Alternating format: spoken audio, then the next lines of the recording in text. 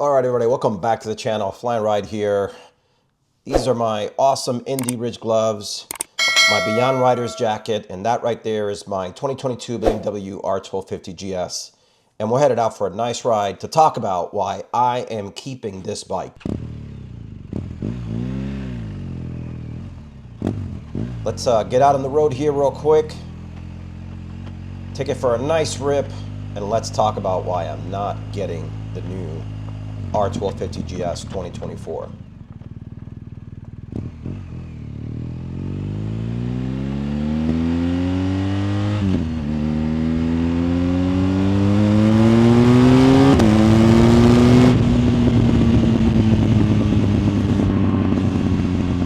I absolutely love the sound of this Acropovich exhaust with the BT Moto tune. Just listen to that exhaust, those gurgles, man, it just sounds absolutely awesome.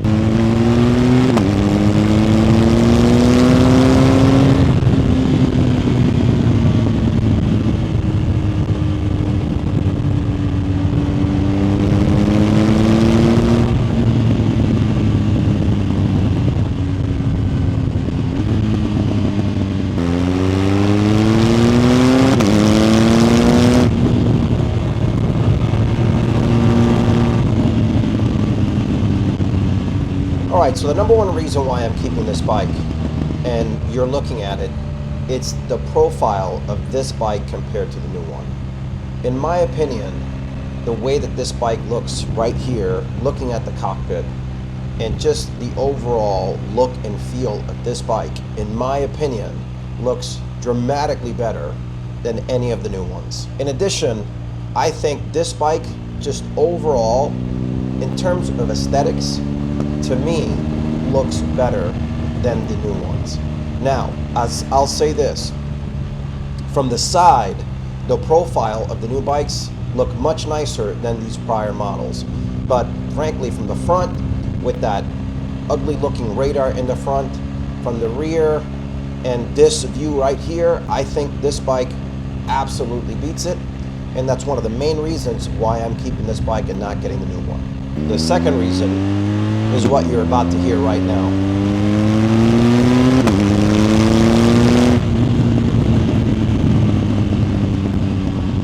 That's right.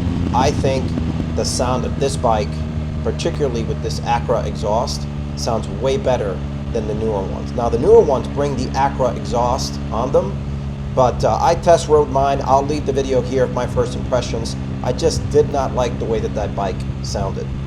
Additionally, yes, the new one has a larger engine. It's a 1300 engine. It's got 145 horsepower and 110 foot-pounds of torque, which again is more than what this one has.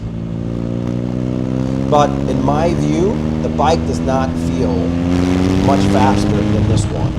And even though they say it's 20 pounds or 27 pounds lighter, the new ones, you know, once you throw in the center stand and you throw in all of the luggage options, the new one actually weighs more than this one.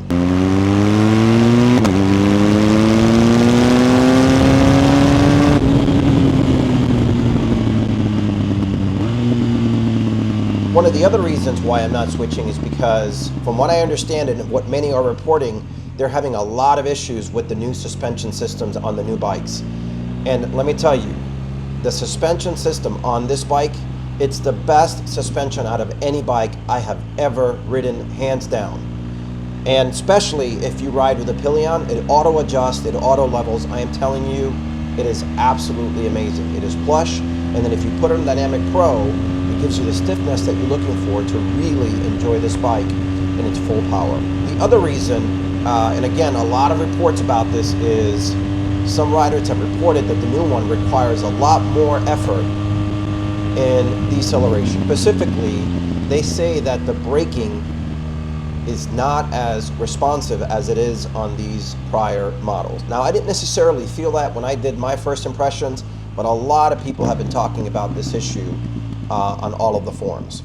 And the third reason why I'm keeping this one is, yes, the new one comes packed with like advanced features, adaptive cruise control, blind spot monitoring.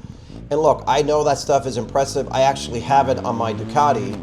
But that complexity tends to create more issues over time. I already have it on my Ducati. I don't need it on this one. I think this bike is just perfect the way that it is. And besides, it allows it allows much more control and feel when I'm riding the bike that I just absolutely love about this bike. Fourth reason, and again, you could look this up for yourself, there's been a lot of issues just overall. There's been recalls related to the starter relay on the new bikes. Obviously, you know, most new bikes have some of these issues, but again, I think it's another reason just to wait and ultimately see if they work these kinks out. And then, of course, the new one, the last point that I'll make here is the new one cost a heck of a lot more than these did when we bought it new.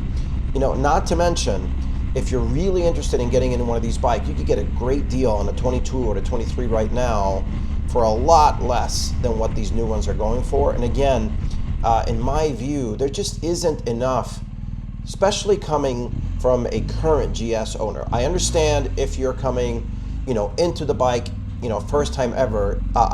It's a great bike. It's got a lot of amazing features.